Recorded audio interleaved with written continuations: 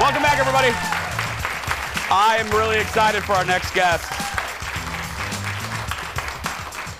And I promise I won't get too in the weeds. I won't nerd out too much because I have very specific questions. But anyway, our guest today has been a part of Hollywood for decades, directing his first movie in 1990. Since then, Roger Nygard has directed TV shows like, and let me tell you, these aren't just little shows, The Office, and edited some of the biggest shows on TV. I'm talking Grey's Anatomy. He's had his hands on Veep. And, that sounded weird, and Curb Your Enthusiasm. He's also made documentaries, including the 90s classic Trekkies, all about Star Trek fans. If you don't remember, look at this. Well, this is Captain Pike's total life support unit. As you can see, it encompasses the entire body except for the head, and it supports life and takes him wherever he needs to go. The beautiful simplicity of the way it works is that you can ask him a yes or no question, kind of like a binary computer. And for yes, it's one blink, and for no, it's two blinks. So. I mean, come on. I'm a nerd, and it doesn't get any better than that. Tomorrow, the Minnesota native will be honored with a rightful retrospective and screening of his movies at the great Parkway Theater in Minneapolis. Please welcome to the show director, producer, and editor, Roger Nygard, everyone. Roger, thank you for being here. Hi, everybody. Thank you so much for being here.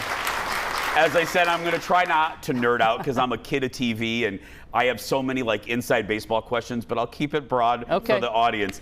What I always love, I call them spark stories. You know, you heard me talk about the third grade teacher. That my spark to get into TV was my grandma Mazak watching Dallas and Carson with her. What was the spark for you? Oh, my parents. My parents would watch TV, and I would lay on the carpet on the floor and watch Hitchcock movies. My mother loved Hitchcock movies. My dad loved sci-fi and action. So that's one reason Star Trek entered my life. And then didn't you get your dad had a camera, am I right on that? Or you grabbed a camera? I stole it, kind of. He left it out. You know, whenever something was left out, I would have it disassembled in 5 minutes. But he left out his 8mm camera, and I took it and started making crazy little videos, or films, and then I've never stopped since about age 7. Well, okay, that leads to, yeah. And I think this is a question/statement. Don't you think we're really lucky? Because I always talk to people, and I never vacillated, and I don't know about you. I had friends like in the college era who didn't know what they want for their major. I never questioned what I was meant to do. Same here. So wrapping my brain around how can you not know what to do? I always consider myself very lucky. Do you feel the same way? Yes, I knew what I loved early, and I pursued my love, which I've done my whole life. And I know a lot of people who go to college, I'm going to try this, I'm going to try that, which is fine eventually if you settle on something, but the sooner you know, the sooner you can move forward and get ahead in such a competitive industry. So let's talk about that industry. 1990s, your first film. Yes. With I mean, I don't know if the audience is going to know the actor Jim Carrey. We know Jim from In Living Color. There he is. What was he like? What was your first impression, Roger, of Jim? He made everyone laugh. He was literally a Gumby, a living Play-Doh person. And we essentially in the film, he has a very small cameo. We just let him do his thing. It was like, okay, Jim, go. And then he was funny, and we used it. Did you have an idea when you're watching him, Roger, going, this guy could go somewhere? You hear those stories where directors or editors see something, the it. Did you see that in Jim? I've seen it in many people, but not everyone gets so lucky. Yeah. He finally got his chance. But I knew Jim when he was $30,000 in debt, and his manager had to loan him money to pay his rent. And that was just before he got Earth Girls Are Easy and then In Living Color. But before that, he was just a nobody. Yeah, and needing money, yes. Needing that check.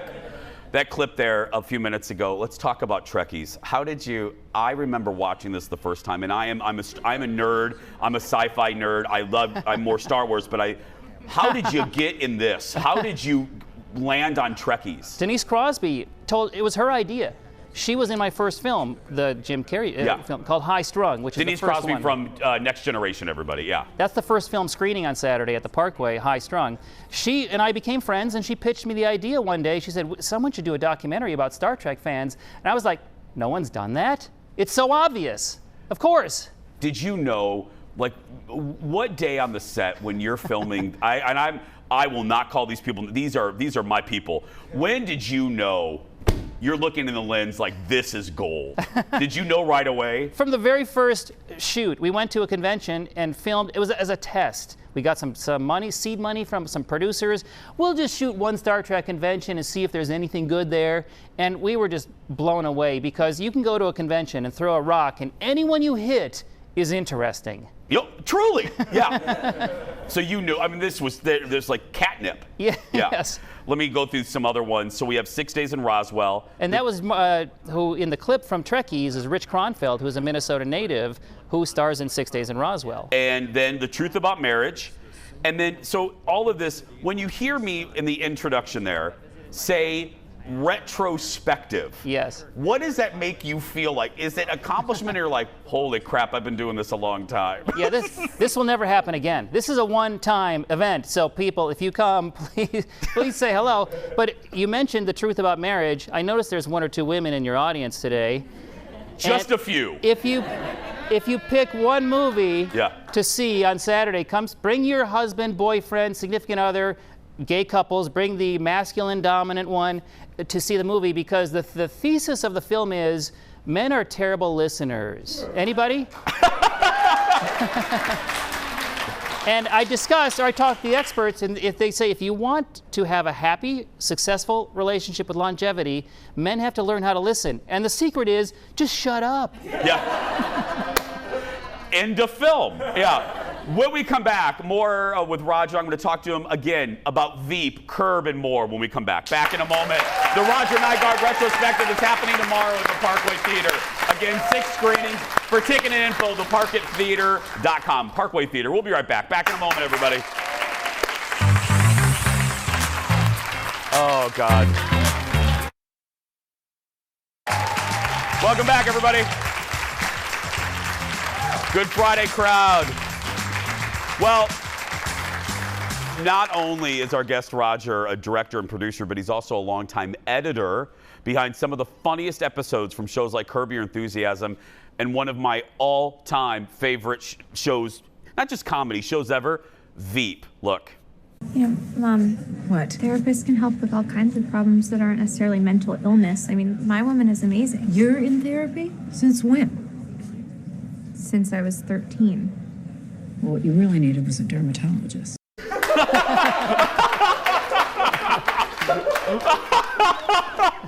That's from his Emmy-nominated work on the HBO show starring our favorite Julie Louis-Dreyfus. Roger has a new book about his time in Hollywood. It's called Cut to the Monkey, a Hollywood editor's behind-the-scenes secrets to making hit comedies. Okay, we were talking in the break. It's a bounty. I mean, sometimes you have to work hard to piece a show together. Yes. I would imagine Veep, it's not that hard. It's hard in a fun way because they give me so much good material to choose from. When you watch an episode, what's there is because I thought it was funny. I get to choose. That's what's wonderful about being an editor. And so if it makes it through me, you get to see it. Then the producer or director, they come in and we finesse things around, but 80% is the editor. So I was just going to say, so for the folks watching, and this is where I will get a little inside baseball, but I think you will find it interesting.